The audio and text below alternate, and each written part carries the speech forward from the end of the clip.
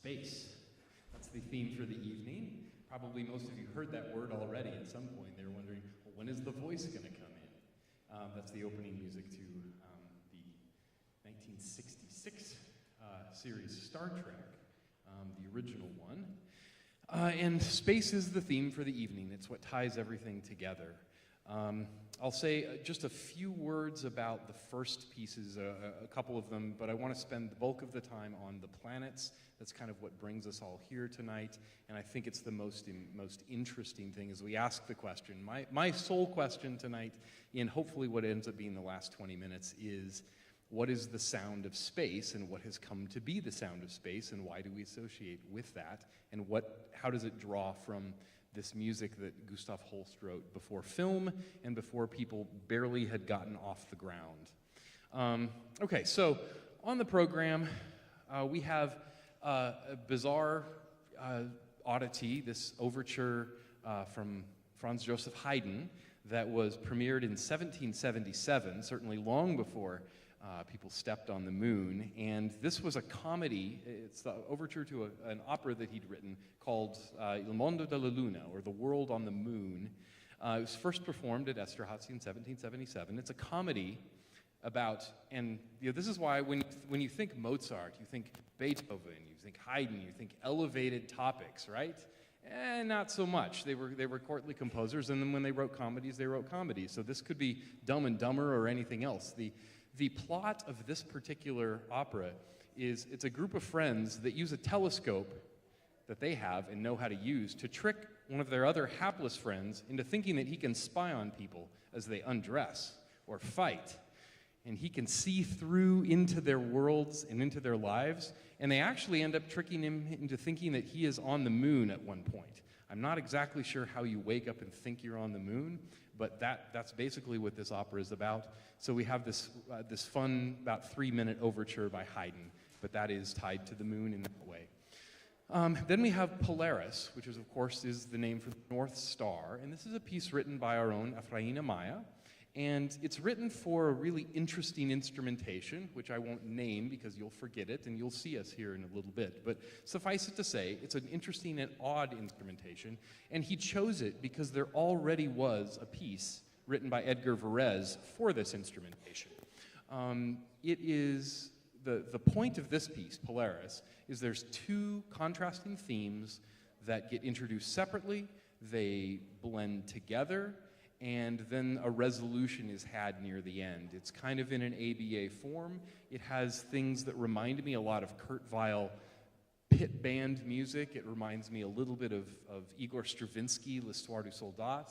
It has a lot of ostinati. It's really a lot of fun, and it features, I don't know, about 8 of us on stage. So you get a chance to see a reduced number of Minot Symphony members playing that. But Polaris, and that was a piece that Ephraim wrote when he was in graduate school, so in the 1980s. It's fun to bring that back, revisit another time in his life. But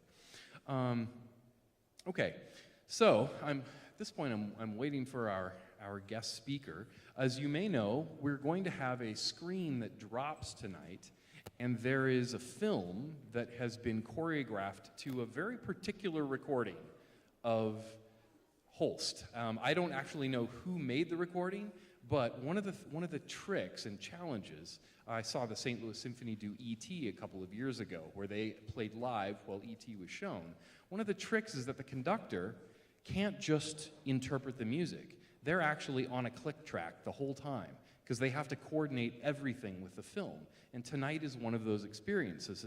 So you'll see when Ephraim comes out, he has an earpiece, and he's watching a little monitor, and there's a green bar that goes across that shows him basically 1, 2, 3, 4, 1, 2, 3, 4, and he tries to stay with that with his conducting, and that allows the other 75 of us to stay with him.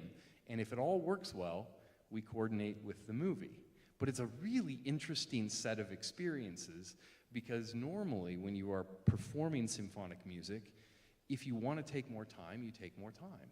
And if you want to play softer or louder, that's the whole business of artistic interpretation and why this music keeps alive. But there are things that technology brings.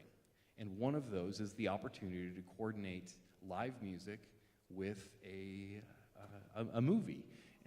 We're looking at maybe 2-3 years from now doing that, exactly that, showing a movie right here and accompanying it live. Because really, when you look at the last 100 years of composition, some of the greatest composition has been for film and television. That is where composers make their living. It's probably most of the tunes you know were written for that media.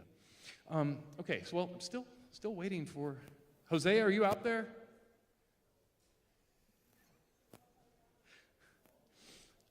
Okay, Kevin, do you want to go? Great. So one of the cool aspects of this particular piece is that it involves the organ.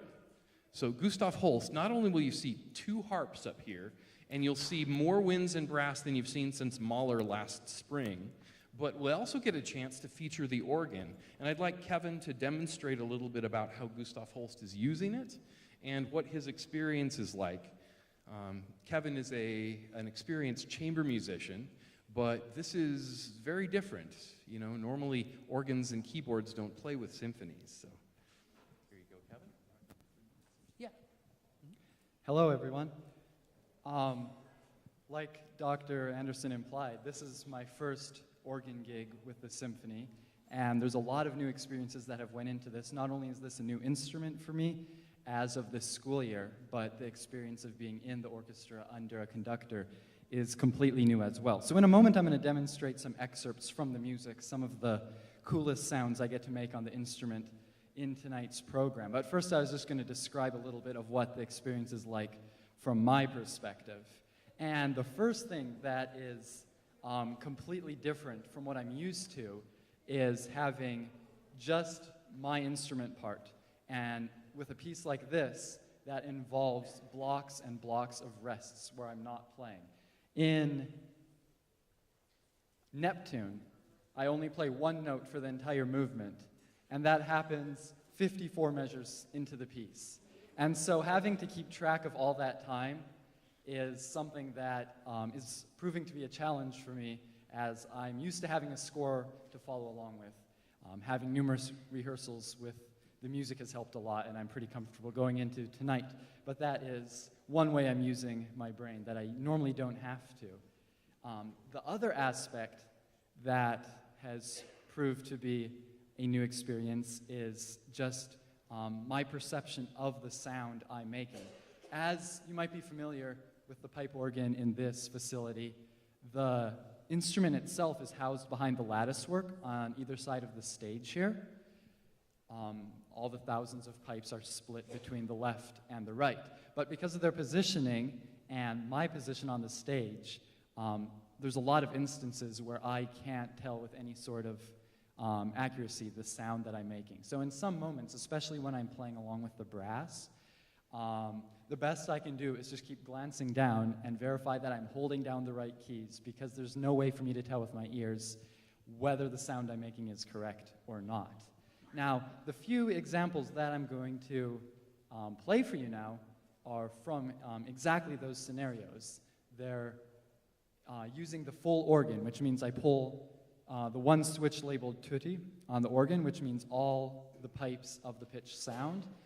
And as you'll experience in just a few seconds, that makes quite a massive sound. But when playing that in conjunction with the full brass section, it makes a combined, extremely powerful effect. So I'll just give you a taste of one measure from Saturn. This one will be from Uranus, where I get to do a full organ glissando.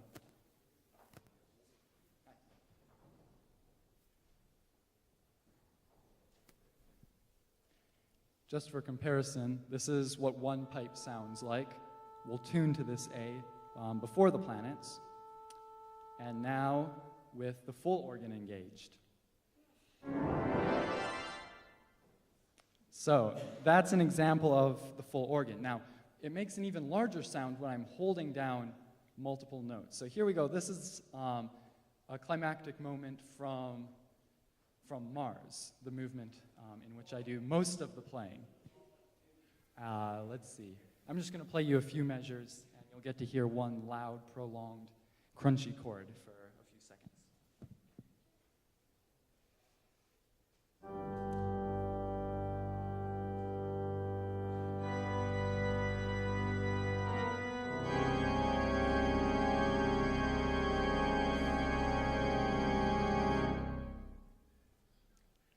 that's probably one of my favorite moments from the entire piece. And it's made only more impactful by the addition of the symphony orchestra. So with that, I'll turn it back over to Dr. Anderson. Thank you very much, Kevin. Let's give Kevin a round of applause.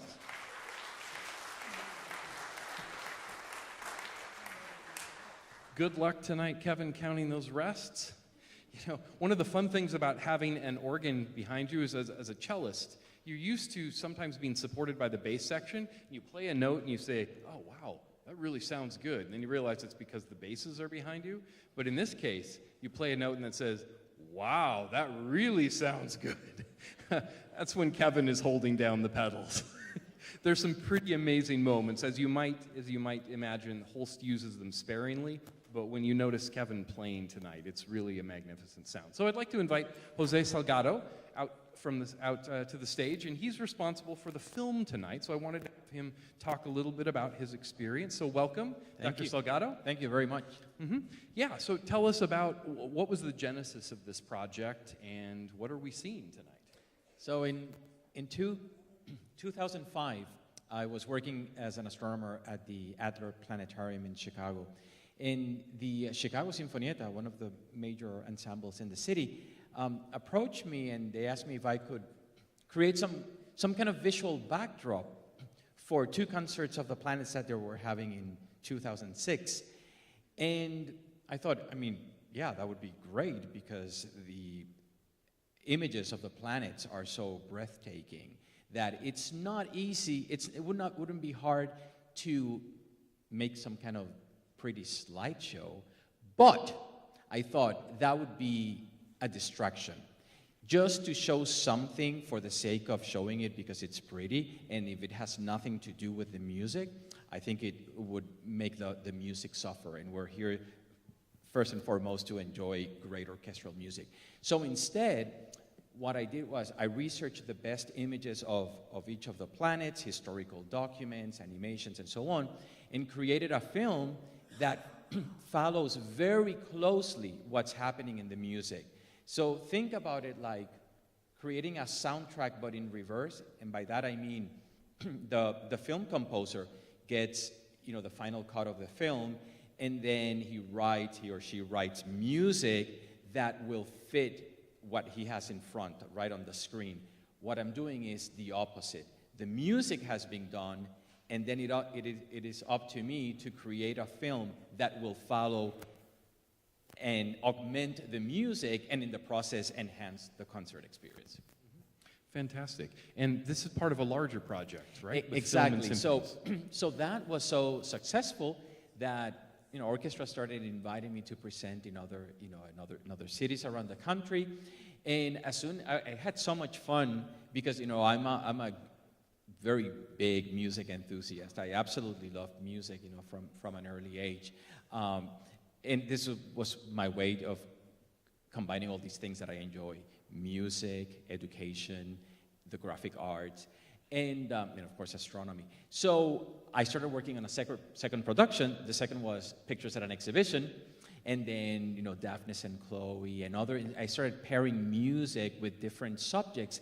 So that led to the foundation of a nonprofit organization whose mission is the communication of science through music and the visual arts, called KV265, and we call the project Science and Symphony. So the idea is to bring science into a non-traditional venue when it comes to science communication, which is the concert hall, and get people inspired, right? You're not gonna watch a documentary, there's not gonna be a narration, you're gonna see some labels so you can see what you're looking at, but the idea is to inspire people to learn more on their own, you know, checking out a book or watching a documentary on TV and so on, visiting the local science center or planetarium to learn more about Earth and the universe.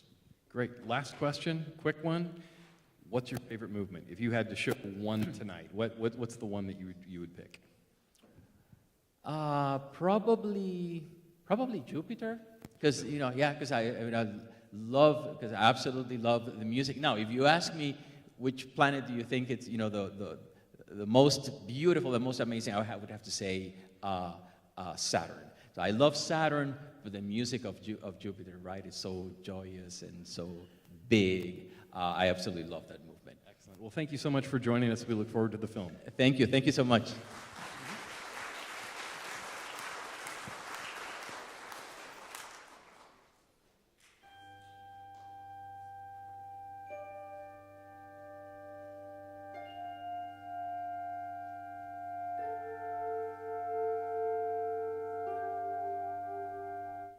Okay, what does space sound like?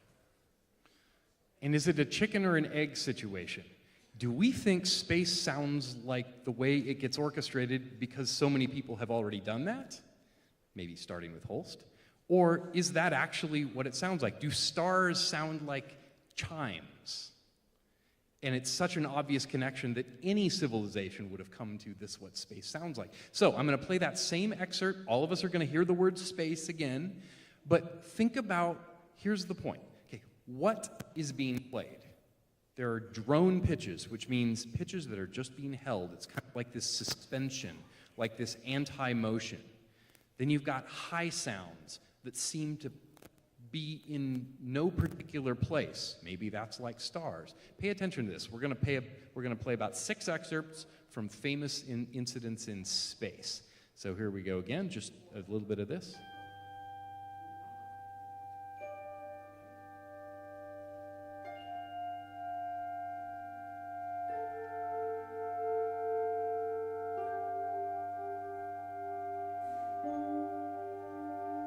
Okay, we're not really sure where we are. This is part of the mystery of, or how you create this sense of just floating. Okay, so let's go to 1951, the day the Earth stood still. This is one of the earliest movies about space, and this particular movement is called Prelude and Outer Space by the famous for the Psycho theme, Bernard Herrmann.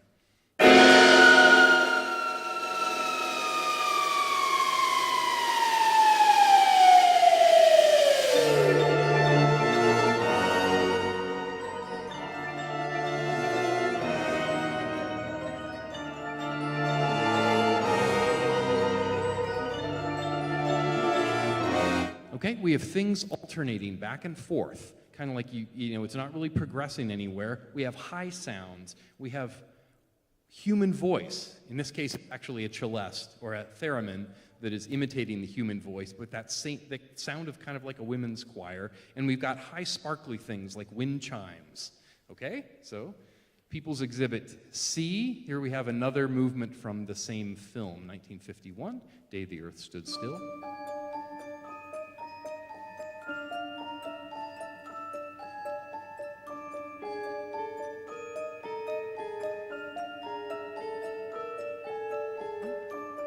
So we like pointy, sharp, high sounds, a background that doesn't really move, and this is evoking space. So let's move to a piece that was not written for space, but yet became iconic because of space. This is Atmospheres by György Ligeti, and I want to play a short excerpt. This is the weird part, if you can only boil it down to one weird part of 2001: A Space Odyssey. It's a pretty epic movie. There's a part at the end that is absolutely weird and strange, and this is the music for that. So they played the entire score to Atmospheres, and that's that moment. But totally associated with space, with the unknown, with different worlds. So here's just a little bit of György Ligeti's Atmospheres, and I want you to pay attention again to what is Ligeti using to create his effects.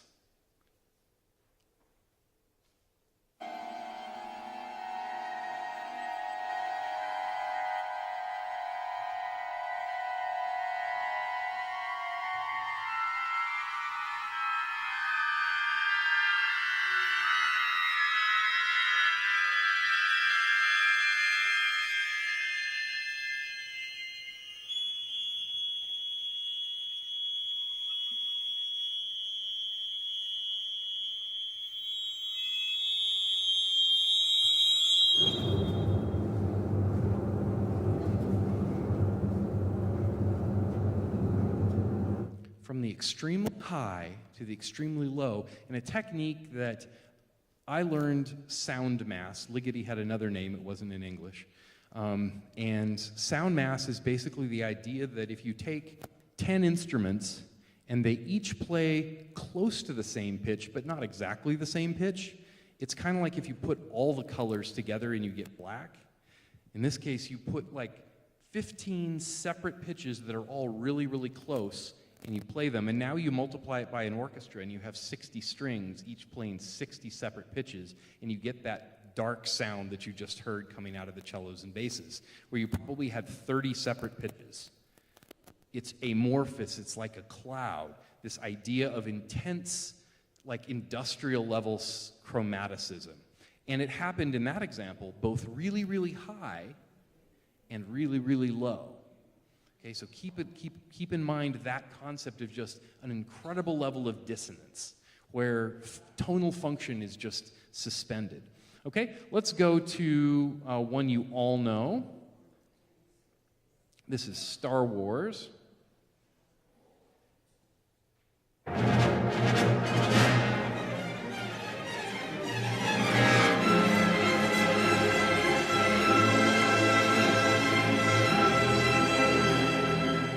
Okay, what we have there is violins going up, up, up, up, up, up, up, and then arpeggiating. That's a technique you're going to hear again and again and again in the Holst. And in all kinds of, how do we evoke space? How does John Williams make us feel like we're in space? One of the ways is with harmonies. I'll say augmented, that means nothing to most of you, but augmented is basically something that no matter where you turn it or twist it, it doesn't have a top and it doesn't have a bottom. It is anti-gravity. It's an anti-gravity chord, and that is what Williams is using here with the strings just suspending this augmented sound, going up and down and having this incredible sort of dissonant background to it. And this evokes space. This is the exact moment where the camera is panning across right at the beginning, and you see two moons, and then all of a sudden there's lasers and the star cruisers come in. That's the sound for that. I'll back up just a second, and we'll hear a little more.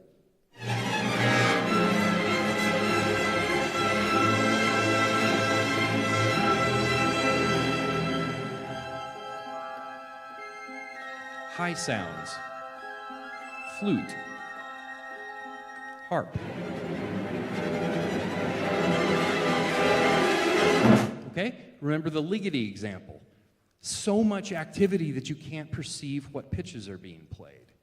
Okay? This is now 70 years earlier. And Holst is coming up with this idea of how do you create this otherworldly thing that's, in this case, part of Mars. Well, you make pitches that we can't tell where we are, and you get the strings just going as fast as they can. Williams is borrowing this and quintessentially labeling this as this is how you create this effect in film. I'll back up a little bit more and then we'll go further.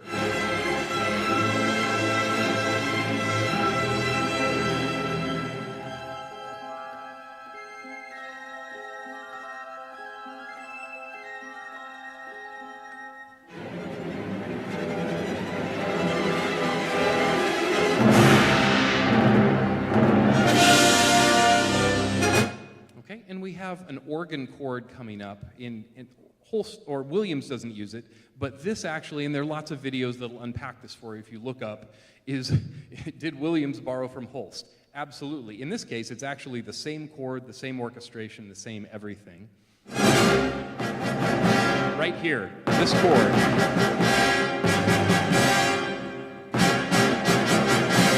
Okay, it's exactly the same chord. It's a C chord with a B flat and a D flat. And it's the same orchestration. You'll hear it tonight at the end of Mars. When we do Mars, it's that chord. That's actually from Star Wars, but the other one is from Holst. So he's borrowing the sort of incredible layered levels of dissonance. So now let's go to Close Encounters of the Third Kind, and let's listen to some more space music.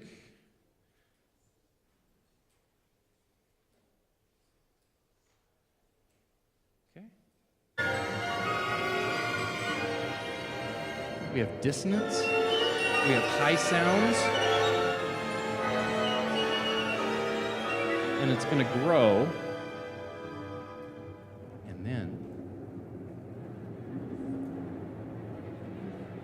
it's all the basses and cellos, now the violas, now the violins, playing as fast as they can play, and you can't tell what's going on.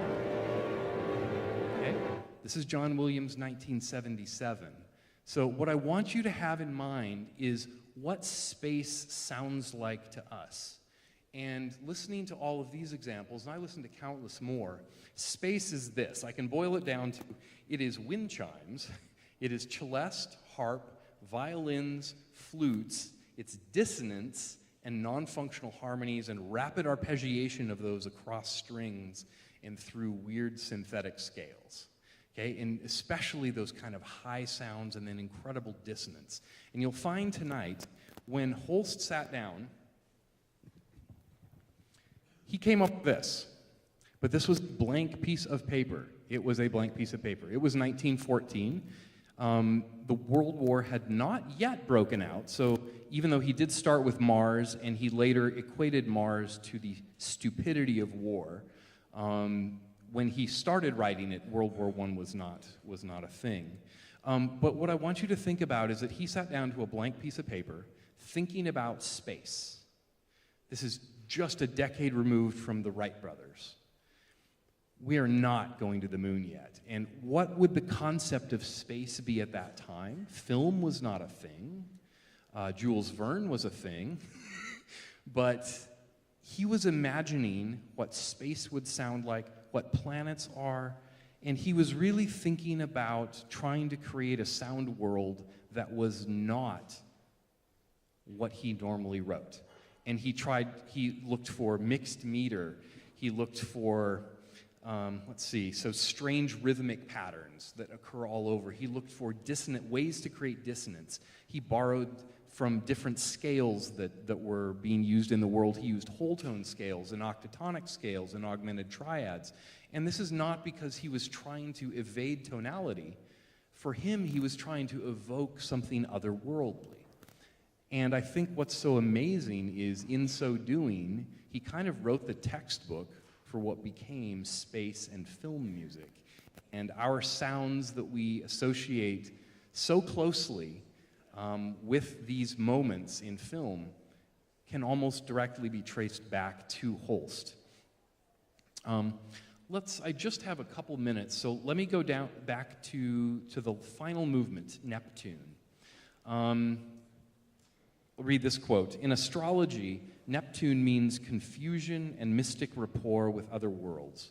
Neptune is invisible to the naked eye, and to Holst it speaks of distance, mystery, and unanswerable questions. And I think it's so, so cool that it ends with just the human voice. This is the edge of the universe. We cannot see it. We know it's there. We're here on Earth, and what does he choose to represent the edge of the universe but the human voice, trailing off and trailing off and trailing off. So let's listen to just a couple of excerpts. Here's the opening of Neptune.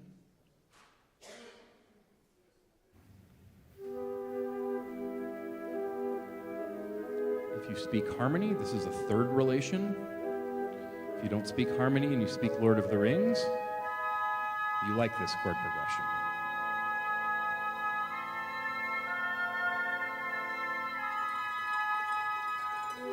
High sounds,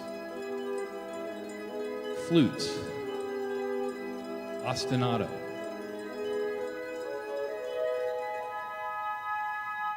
lack of perceptibility of where we are in the meter. Let me play just the very end of this.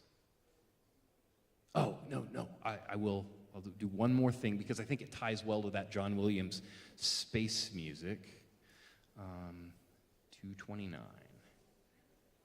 This is good. We came here to listen to music, so listening to more of it isn't bad.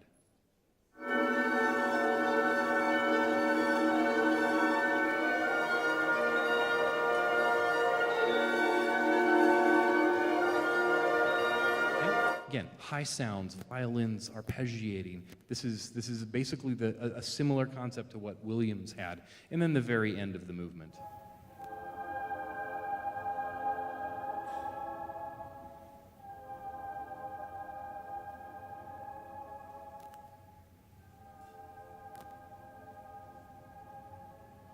as the known universe trails off.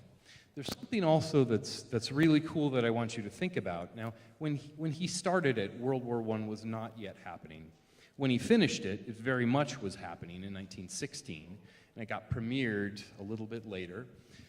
The way it's constructed, and I think this is really, really cool. 5/4, that is 5 beats in a measure, is not common in 1914. Okay, now if you're Stravinsky, if you're in Diaghilev's ballet, it was way too common.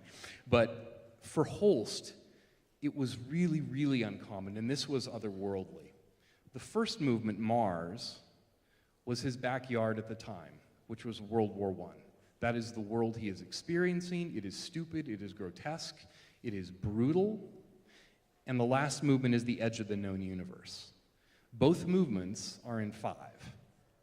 So we come back around to where we started, but they could not be more different. The 5/4 we start with is absolutely militarily strict. The 5/4 we end with is imperceptibly so. The 5/4 we begin with uses brass strings hitting their strings with the bow called colegno and percussion. The last movement has all the instruments that don't play at the beginning are the ones that he starts with the end. So if you put the orchestration from the beginning of Neptune with the orchestration from the beginning of Mars, you have the full orchestra. Not exactly, but it's like 95%. But he used a complete inverted orchestration. Low sounds, high sounds. And to me, this just exudes like hope. Where he was not a good place. By the end of the piece, we're left with a human voice. We've come full circle. It's the edge of the known universe, and I think there's something very beautiful in Holst's expression of something that he was just trying to imagine and ended up writing kind of a textbook for what we all know now as a film music and our visions of space that we see so often. So enjoy the concert, and thank you very much.